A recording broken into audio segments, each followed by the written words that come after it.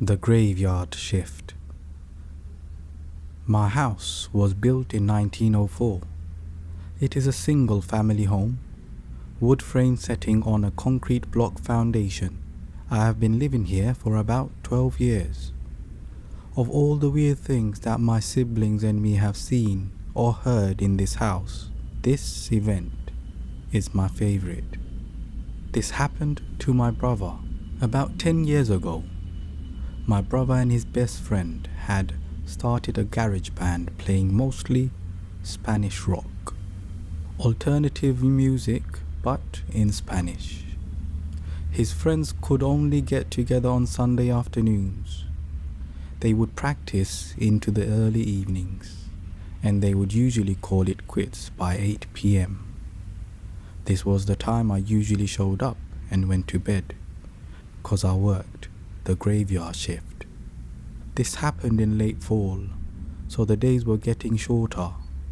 They had just finished a long session when the decision to head to someone else's house came about. My brother handed his car keys to his buddy so they could load up the equipment.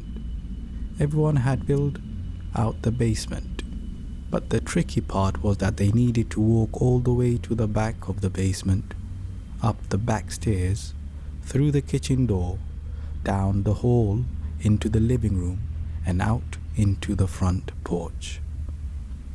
Everyone was outside sitting in my brother's truck waiting for him. My brother was walking up the back stairs when he remembered that he had left his pancakes in a container sitting on a speaker in the basement. He made the decision to go back. Now the basement is not clean, with full sight lines. There had been partitions made, and the boiler and main heating unit are right smack in the middle. So after my brother walks back, he's about to retrieve his food container, when out of the corner of his eye, he sees it. It is a shadowy figure, right at his peripheral vision. This feeling of dread and uneasiness washed over my brother.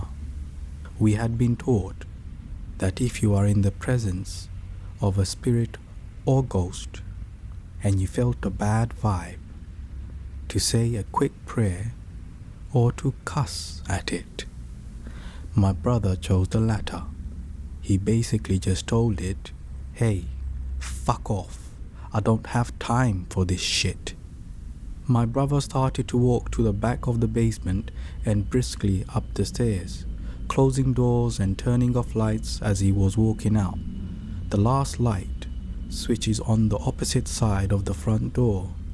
Luckily, the door was open and the light from the street lamp was flooding the living room with its amber light. My brother said he felt something at his back, but at no point did he turn around. As he flicked the light switch, the living room went dark, as did the rest of the house. As he stepped out, he pulled on the door, closing it behind him. Still holding his food container in one hand, he jogged down the few porch steps. He walked towards the front gate. Our house resides far from the main street, essentially having a large front yard but no rear garage. As he closed the gap between himself and his friend, he kind of smiled and thought things over in his head, mad at himself for spooking out when there was no reason.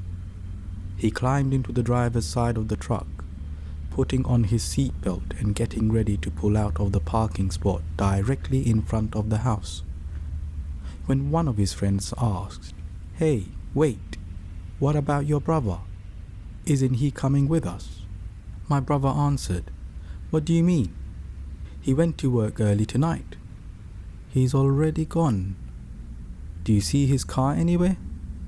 The next question they asked, "So then, who was walking behind you when you were leaving the house?"